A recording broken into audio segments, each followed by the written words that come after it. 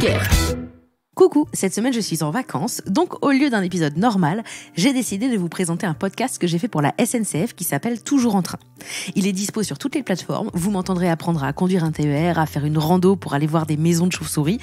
Oui, vraiment, des vraies maisons de chauves-souris. Et même qu'on parlera d'une initiative avec du pipi dedans. Et je sais, c'est un très très bon spoiler.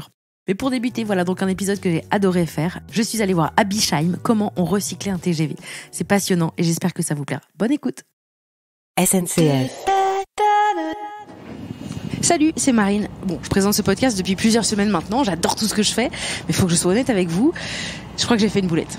Ouais, il y a eu 4 épisodes, je me suis intéressée à l'éco-conduite, à la valorisation des rails, à l'énergie solaire, aux petits oiseaux, mais il y a un truc auquel j'ai pas pensé, et c'est quand même le plus gros dossier, le truc le plus évident, et je pense même que c'est la première question que j'aurais dû poser. Et ça tombe bien parce que je suis dans un wagon-bar et la barista a l'air super sympa, je vais donc lui demander. Bonjour. Bonjour. Il y a quelque chose qui vous tente dans notre menu ? Non, merci, j'ai déjà mangé. Par contre, j'ai plein de questions. En fait, je suis Marine Baousson, la podcasteuse, vous voyez ou pas ? Non. Mais si, je m'intéresse aux rails et tout. Jamais entendu parler. Ok. Bon bah tant pis, quand même, je me demandais, vous savez si ça se recycle un train ? Je veux dire, on met ça à la poubelle quand ça sert plus et on fait comment ? Alors moi, je m'occupe de la restauration à bord, donc je vais pas pouvoir vous aider. Mais je vous conseille d'aller au Technicentre de Bischheim. Là-bas, ils devraient pouvoir vous répondre. Et c'est dans l'Est, j'imagine ? Exactement. Ok. Eh ben, je ferai un changement quand j'arriverai. Donc voilà, j'ai repris un autre train. Là, je suis voiture 7, place 58, côté couloir, dans un carré famille, les boules. Et là, j'arrive à Strasbourg pour rencontrer Hervé Mess. Bon, ça doit être un local, quoi. Toujours en train. Un podcast SNCF présenté par Marine Baousson.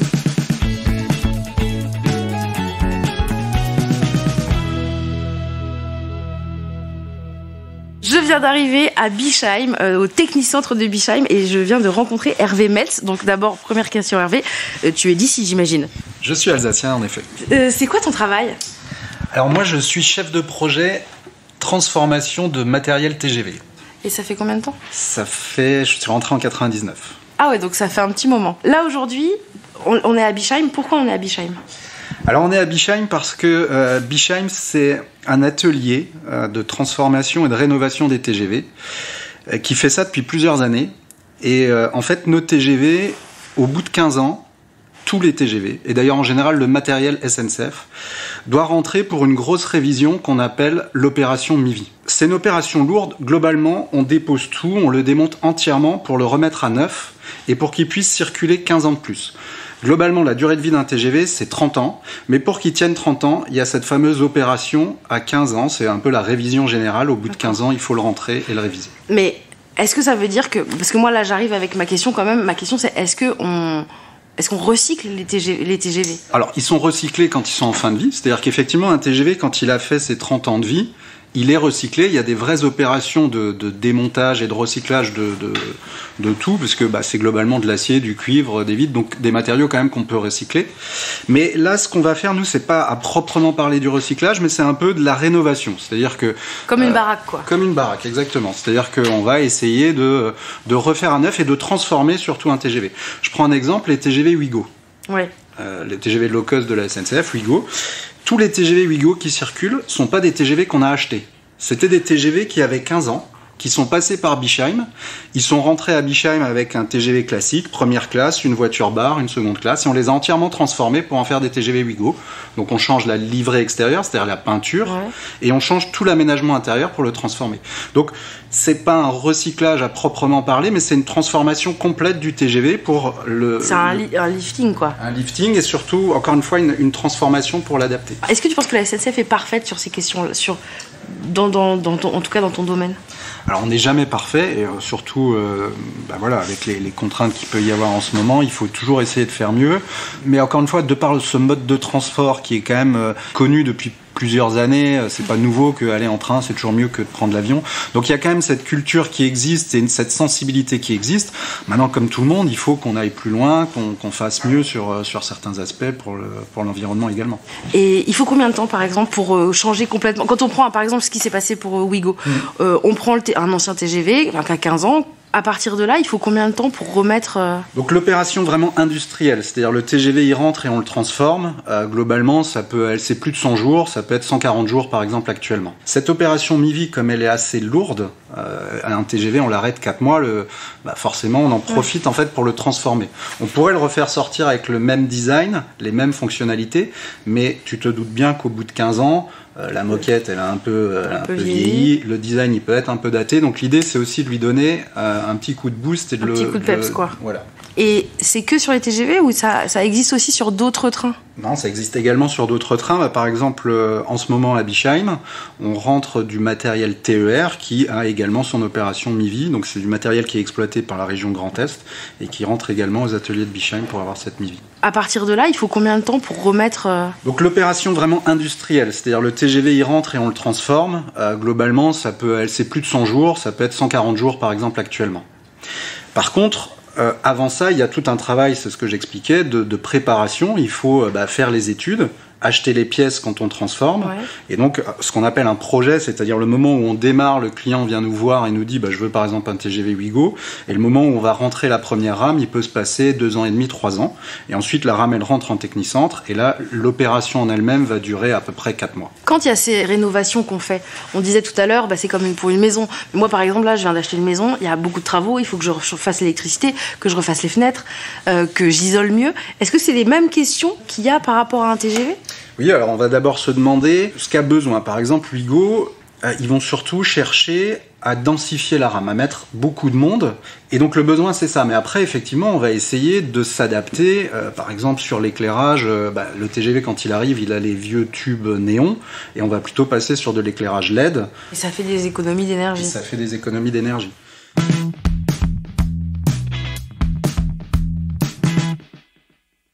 Pareil sur nos projets, par exemple, on va aussi, toujours sur les projets pour Ouigo, on va par exemple, là on travaille sur des nouveaux sanitaires, donc les toilettes, et on va essayer de recycler l'eau du lave-main pour la réinjecter dans la chasse d'eau.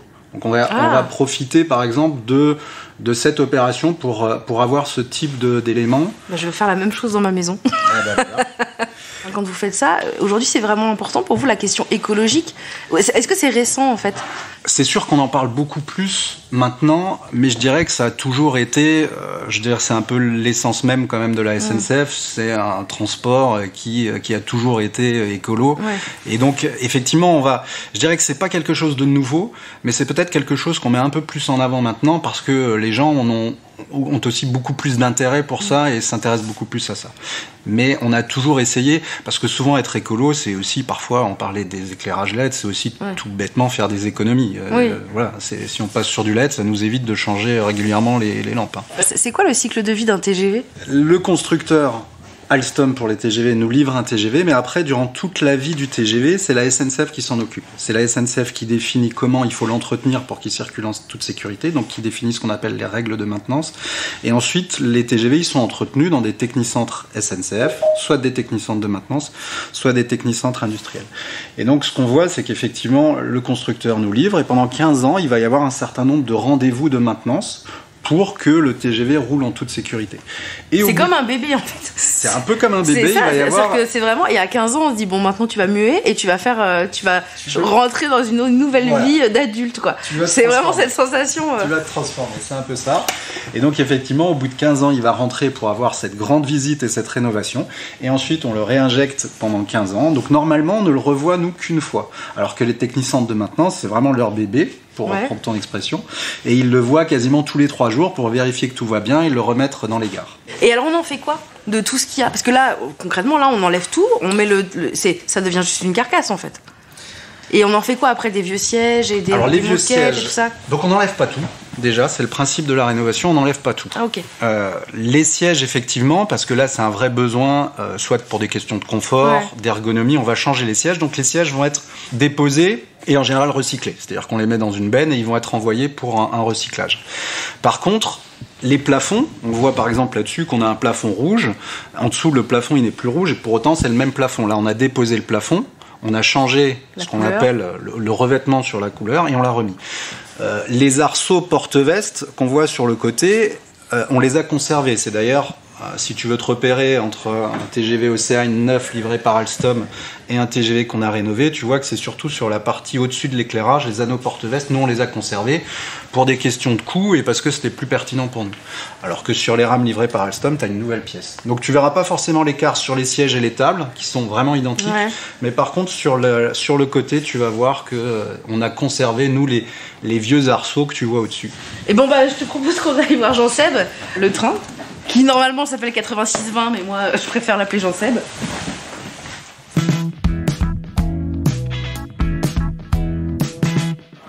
Ah oui, donc ça ressemble à un garage, quoi. Effectivement, on va retrouver beaucoup de pièces qui ont été déposées, puisque finalement dans le TGV on dépose un certain nombre de pièces et encore une fois il y en a beaucoup qu'on va réutiliser. Donc le principe c'est de déposer, on a vu tout à l'heure des roues, les essieux, mais c'est vrai pour c'est énorme, enfin, les roues c'est énorme. C'est énorme. Et juste sur un TGV, je veux pas dire de bêtises, mais je pense que tu vas avoir entre 5 et 10 000 pièces, d'accord ? C'est un énorme Lego quoi. Oui, et ce qu'on va essayer de faire c'est que, c'est pour ça que tu vois un tas de pièces ici, alors certaines on voit qu'elles ont vécu. En fait ces pièces-là on va les examiner, on va regarder dans quel état elles sont. On va parfois rechercher des fissures avec des technologies type ultrasons. Ah oui, comme pour les rails. Comme pour les rails, voilà exactement. Et là, on va rechercher des fissures et en fonction de la taille de la fissure, par exemple, on va soit réparer, soit jeter la pièce si on considère, d'après la règle, qu'elle n'est plus conservable.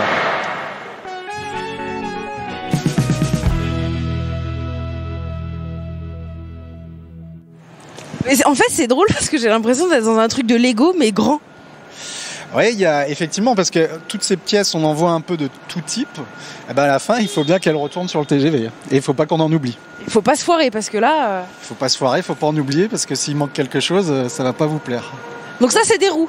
Ça, c'est les roues, ce qu'on appelle l'essieu. Et juste la pièce à côté, c'est les bogies. Et on le voit d'ailleurs à son état, tu as un TGV finalement qui a été un bogie pardon, qui a été déposé. Donc on voit à la couleur que il a un peu vécu. Il a un peu vécu. Donc là on va démonter, tu vois, il y a un certain nombre de pièces qui sont dessus, il y a même quelques câbles, il y a les roues en dessous, on va tout déposer et chaque pièce va être examinée. Et là on va commencer le remontage avec une pièce qui est dans cette configuration-là, donc on voit qu'elle a été poncée, nettoyée, repeinte, examinée, et donc on va la remonter. Et donc c'est ce qu'on appelle le bogie. Les bogies, est-ce qu'on peut dire que c'est l'équivalent du châssis d'une voiture ? Ouais, c'est ça. En fait, c'est la pièce qui va être entre la caisse et les roues. Ça, en fait, moi, je pensais que c'était un peu nettoyé, mais là, c'est vraiment, on dirait que c'est neuf. C'est incroyable. Et quand on rénove un train comme ça, quel pourcentage reste finalement en moyenne ? Franchement, c'est approximatif, mais je dirais qu'on garde 50% des pièces, on va les garder. Il y a un objectif de faire mieux ou... Disons qu'on se prend pas ça comme objectif. On va plutôt essayer de regarder si c'est pertinent ou pas. En fonction de ce qu'on nous demande de faire, parfois c'est pertinent de garder parce que c'est le moins cher, parfois c'est juste pas possible. Par exemple les sièges, il vaut mieux acheter parfois des nouveaux sièges parce que le confort il est quand même important aussi, donc il faut des nouvelles mousses, il faut des nouvelles pièces, donc là on va plutôt acheter du siège neuf pour le confort du passager. Finalement on va voir un peu comment se déroule un cycle de réparation du TGV une fois qu'il entre dans l'atelier. On voit pas forcément là, mais globalement, comprenez qu'un TGV, quand il arrive, il est ce qu'on appelle accouplé. C'est-à-dire qu'un TGV, c'est 2 motrices, donc les locomotives, et 8 caisses, on va appeler les voitures. Donc il y a le TGV, il arrive, et la première opération qu'on va faire, c'est qu'on va le lever.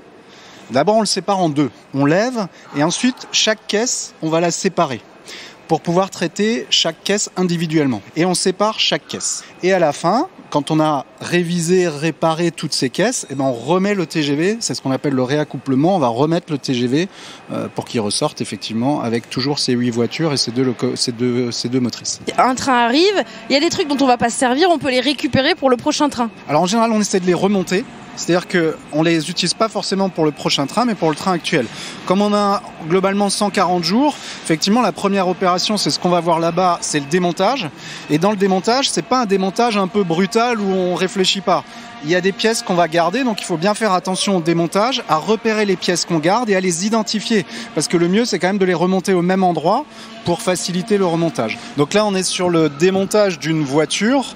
Donc ce qu'on voit, c'est qu'effectivement, ils ont commencé à déposer les sièges, ils ont commencé à déposer toutes les pièces sur le côté et ils les mettent dans une grosse caisse qui va être envoyée dans une entreprise de recyclage. Et à l'inverse, il y a certaines pièces qu'on va garder, qui vont être envoyées dans les ateliers pour être rénovées et remontées ensuite. Et ils vont continuer en arrachant la moquette En retraitant, par exemple, on voit aussi la partie WC. On voit qu'on démonte entièrement le WC pour le remonter à la fin. Et là, pareil, sur le WC, on va plutôt essayer de conserver le WC et le remonter. On ne va pas le changer ou le remettre à neuf. Et comme je te le disais, on traite chaque caisse individuellement avant de remettre le TGV ensemble. Par contre, chaque caisse, une fois qu'elle est terminée, elle passe... Chaque caisse, c'est chaque voiture. Chaque caisse, c'est chaque voiture. Une fois qu'elle est terminée, elle passe dans ce qu'on appelle, ce que tu vois là-bas, c'est la voie d'essai. Donc on a 3 semaines d'essai. Une fois que le 3 TGV... semaines, c'est beaucoup. 3 semaines, ouais. Mais il faut tout vérifier pour que quand on remet un TGV en service, on soit certain qu'il n'y a pas de problème. Et donc là, on est plutôt dans une zone où on va démonter. Et maintenant, on va aller dans un atelier où on est plutôt dans la phase de remontage des caisses. Est-ce que c'est au moment des opérations mi-vie que vous liftez le menton des TGV ? On parlait un peu d'économie d'énergie. Sur l'avant de la motrice, on va c'est les étraves, c'est ça ? Ouais, on va modifier pour que l'aérodynamisme du TGV soit mieux et ainsi consommer moins d'énergie. Donc c'est vrai que le projet qu'on appelle Coca, je ne sais d'ailleurs pas exactement pourquoi Coca, c'est un projet qui consiste à modifier une pièce à l'avant de la locomotive du TGV, de la motrice, pour faciliter finalement sa pénétration dans l'air et ainsi consommer moins d'énergie.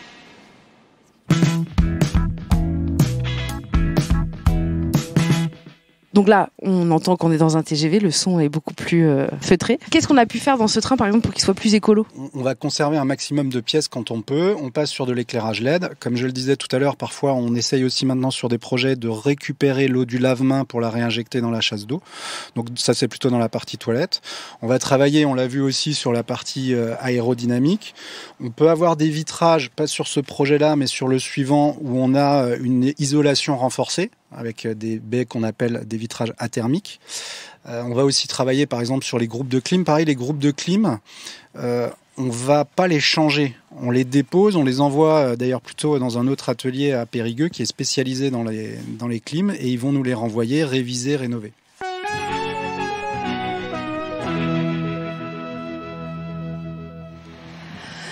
Toi, t'es fier de ton travail ? Très fier, ouais. Merci beaucoup, c'était vraiment super. Est-ce que toi, t'as un dernier truc que tu veux ajouter, un truc que t'as envie de dire aux gens ? Oui, parce qu'en fait, c'est un travail qui mobilise plein de monde, plein d'acteurs au sein de la SNCF avec des métiers vraiment différents. On a vu ingénieurs, soudeurs, marketing, et il faut tous ces gens-là pour réussir à faire ce type de rénovation. Et c'est ça qui est intéressant dans ce type de projet, c'est de travailler avec tous ces gens-là. Merci beaucoup. Merci à vous.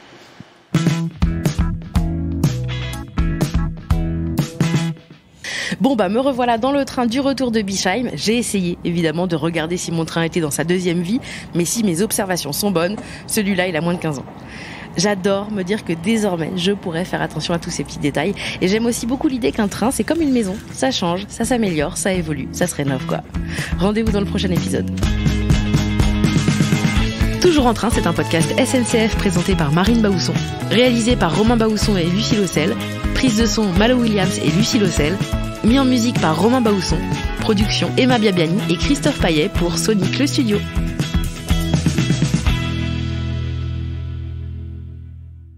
SNCF.